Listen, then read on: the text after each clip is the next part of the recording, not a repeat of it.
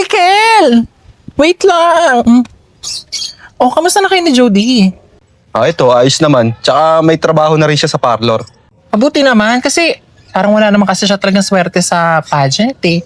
Tsaka madalas wala kasi siyang focus. Madalas din doon nakikipaglandian lang sa mga lalaki.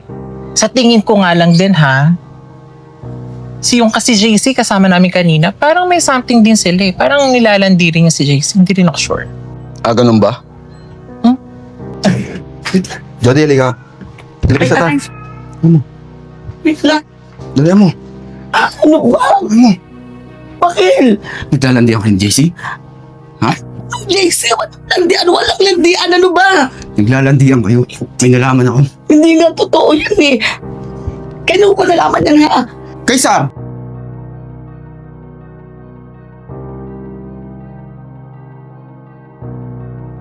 Ano ba yan? Napakatagal mo naman eh. Pasensya na, pagod eh. Nasa ba kasi si Curty? Bakit ikaw pinapunta dito? Ayaw niya na eh, kaya ako pinapunta. Ay, ito yung bayad mo. Huwag ka na pupunta ulit dito ha. Ano, ito lang? Kaya wala kang syota eh, pakita ugali mo eh. Wisit!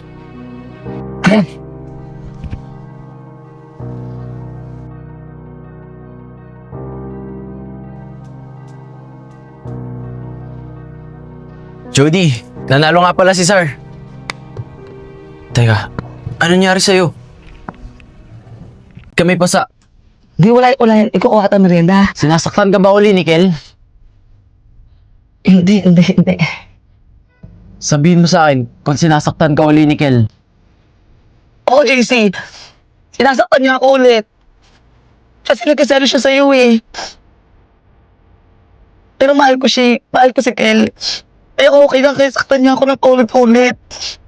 Siya na lang kasi yung meron ako ngayon, JC. Kaya, hayaan mo na to.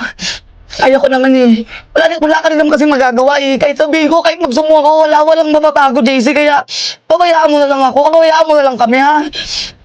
Mali ang iniisip mo, Jody. Bigyan mo lang ako ng pagkakataon. Papatunayan ko sa'yo na mahal kita. Na hindi ko kayang gawin yung ginagawa ni Kel. Na sasaktan kita. Salamat, JC, ha? Pero, hindi naman pagmamahal yung nararamdaman mo sa akin. Awa. Kaya, ilaan mo na lang yung pagmamahal mo sa iba. Dahil, hindi ka deserve yun eh. Kaya mahal ko si Kel. Alam mo naman yun eh. Sobrang salamat. Jody, mali ka. Mahal kita, Jody. Hindi. Mahal kita.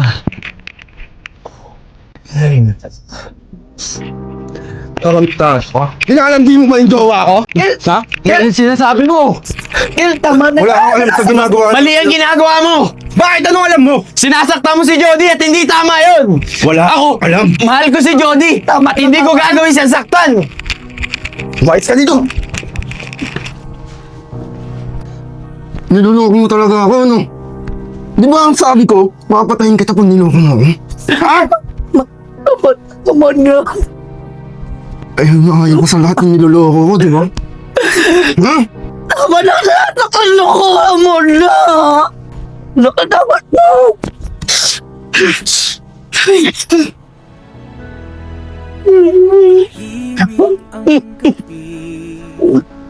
Walang sumasagot. Kwarto, ang lamig parang ako. Dahan-dahan kong binubuo. JC, ano ba ginagawa mo? Baliw ka na ba? Hindi mo alam kung anong kayang gawin ni Kel. Bakit kailangan mo gumawa ng eksena doon? Makinig ka nga. Hindi ka nag-iisip, gamitin mo nga yung utak mo. Puro ka pagmamahal. Sa dami-dami naman ng tao, bakit si Jody pa? Wala na akong pakialam. Basta nasabi ko na mahal ko si Jody. Baliw ka na ba? Alam mo kayang-kaya kang patayin ni Kel. Tumigil ka nga sa akin, makinig ka. Dapat mawala na ang Kel na yan sa buhay ni Jody. Susumbo kayo sa mga pulis. Jody, bakit pati si JC pinahamak mo? Ano problema mo? Kita mo! Pati siya sinaktan ni Kel.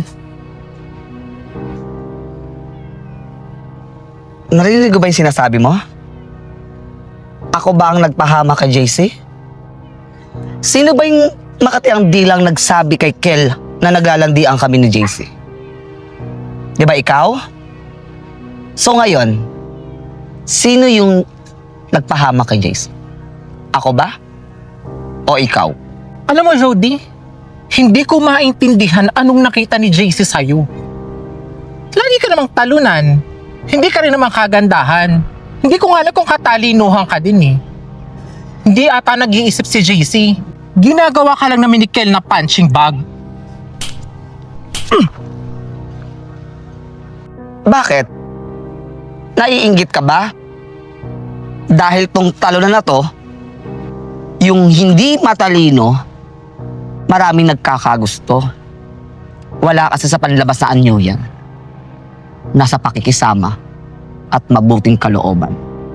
Na alam naman nating dalawa na wala ka. Huwag mo akong talikuran, kinakausap na kita! Kung wala ka talagang kwenta! Tumigil na kayong dalawa!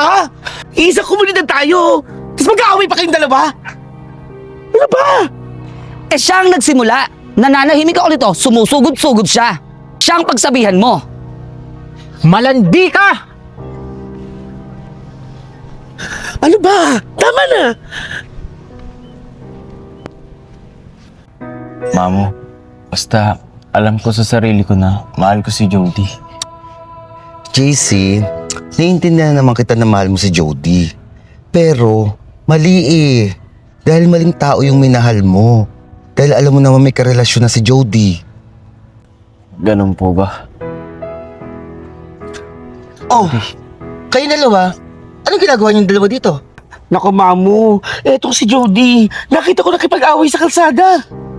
At kanino naman? Eh di kanino pa? Doon sa veteranang si Sar! Jody, Ay nako.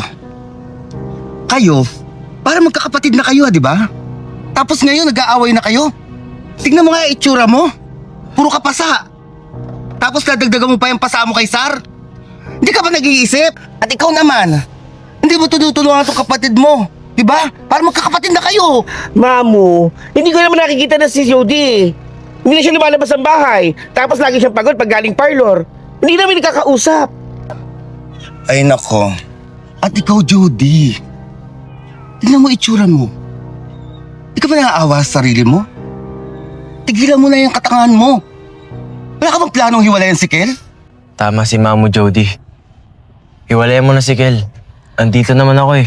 JC, huwag ka na munang sumabay ngayon. Tama na nga yan. Naku, baka mamaya nasa paligid lang si Kel. Mabugbog pa tayo lahat dito. Halika na nga, samahan na kita umuwi sa inyo. Lagyan na, Mamo. O sige, mag-iingat kayo ha. Mamu, samahan ko lang. Mag-isip ka, Jody. Huwag kang tanga.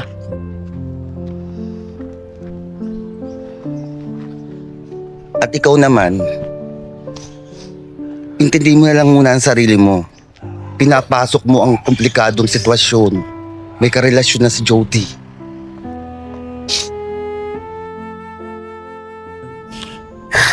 Bes, nabusog ako dun sa iwan ni Ali Isra. Ito naman, hindi mo naman kinain yung binili mo. Sa akin mo pinakain yung bituka ng manok. Oh, bago tayo. Ano, okay ka lang ba? Okay lang. Iwanan na kita dyan. Bes, ano ba naman yan? Hihirapan akong iwanan ka eh. Okay nga lang ako. Paano mo masasabing okay? Kanina abot ako kay Lizar. Grabe yung away niyo, parang hindi kayo mag-sister. Hayaan mo na yan. Madala lang talaga siguro kami ng damdamit galit namin. Pero wala yan. Tapos sa pinag-aawayan mo si JC. Pero kung ako sa'yo, siguro, bakit hindi mo i-open yung puso mo kay JC? Ano ka ba, Erica? Ayoko lang madamay si JC sa kung ano ang problema namin ni Kel. Tsaka kung alam mo lang, nasaktan na siya kanina at ayoko na maulit yun. Kawawa naman si JC. Kaya, okay na. hayaan na lang natin si JC at saka napag-usapan na naman namin yun eh. Pero kasi sa akin, tingnan mo, mahal na mahal ka ni JC. Para sa akin, siya yung ideal na lalaki para sa'yo. Yung concern niya sa'yo, yung love niya sa'yo, yung support niya sa'yo sa pageant mo. Naku, kung ako nga lang magustuhan ni JC, no? Hindi ko yung palalampasin. Ay nako, Erica. Tsaka awa lang yung nararamdaman ng JC sa akin for sure. Tsaka, kailangan pag-usapan natin yan sa makabalbay ko tayo ni Kil eh. O ano? Diba, una ka na? Tiyan mo, para ba yung tatabo yan ako? Ayun naman.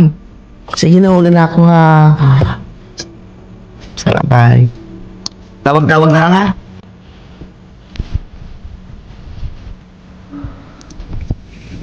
Mahal kita, Jolie. Hindi. Mahal kita.